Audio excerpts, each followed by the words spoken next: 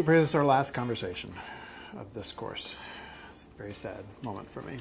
But in terms of communicating and reporting on evaluation data, what are some of the maybe missteps that you've seen? What are some of the not so great moments in evaluation history here? So I've seen evaluators present the findings as if though they are the savior from on high.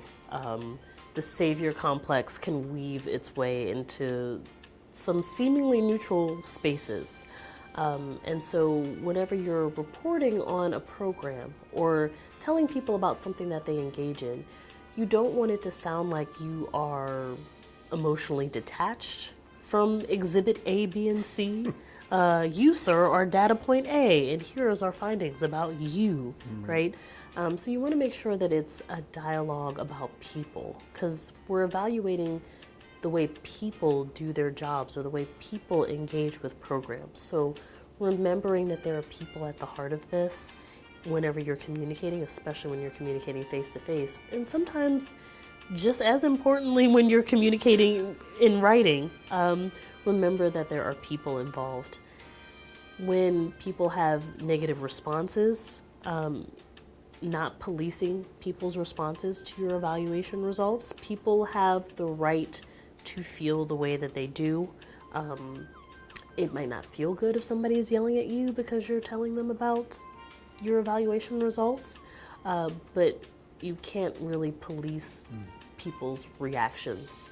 It's really good practice to do some role playing if you think that this is going to be an issue whenever you're communicating results. So have a friend or a colleague or your program manager role play with you about how this might go whenever you're disseminating the results, so that you can practice listening to the message that's being said and maybe not the way in which it's being said.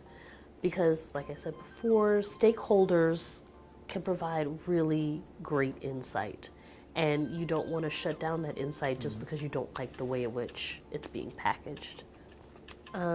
Sometimes people forget to include all of the information in their reports, so the methodology will be missing, and you don't know how they got to these conclusions. From an organizational memory, institutional memory standpoint, this is critical because lots of people move around in organizations. And so the next time this evaluation needs to be done on this program, you might not be there. You might have moved on to a fabulous new job. But do you really want to shoot the next program administrator in the foot because you didn't take up the time to write the methodology section in the way that is full and robust and is a rich description of what it is that was actually done? And speaking to methodology, the other thing that I see is sometimes people don't replicate the methodology over time. So say you want to evaluate a program every year. If you change the methodology in its entirety every time, you're going to get different results. It's not really going to be comparable from year to year. Making tweaks is really important, which brings me to my last point. You have to evaluate your evaluation. There needs to be a debrief, a post-mortem on, okay, so this time we did this evaluation, here's what we did, how did that work? Did the methodology we choose, did that really work in practice? Was it obtrusive to the program itself? Did the methodology flow organically?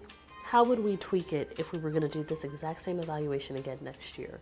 So making minor tweaks is important because you want to get better as you go along, but you don't want to throw out the entire thing every time, or else you'll never progress. Yeah, it's something I think you phrased early on, which is about the idea of being a learning organization. And I like framing it in that way because not only are you learning about the programs, but it is that institutional memory. It's building up kind of the processes that kind of sustain the organization. Yes, write everything down. Keep it somewhere safe.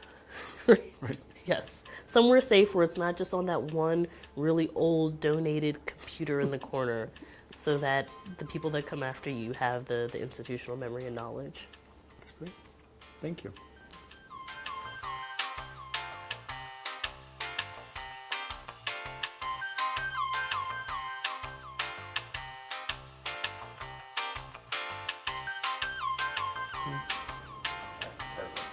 All right. That was the hardest part.